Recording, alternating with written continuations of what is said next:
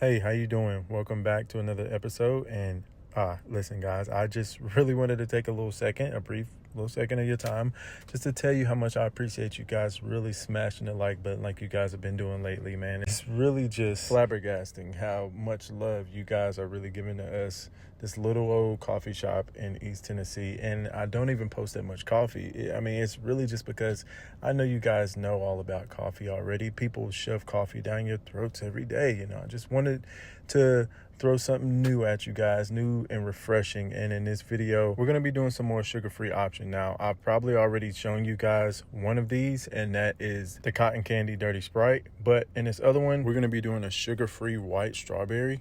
And that one, these two drinks are just for you. If you're wanting to watch those calories a little bit, watch that sugar intake, and still want to enjoy the pleasures of a soda, yeah, these are the two for you. And unlike our other dirty sodas where we use half and half, of course, in this one, we're going to be bringing out the silk coconut milk because that one is just top tier, like it always is. Either way, guys, we love all of you guys. Thank you for smashing that like button. Please continue to do it so we can keep growing and we can keep showing you guys some new stuff. All right, see ya.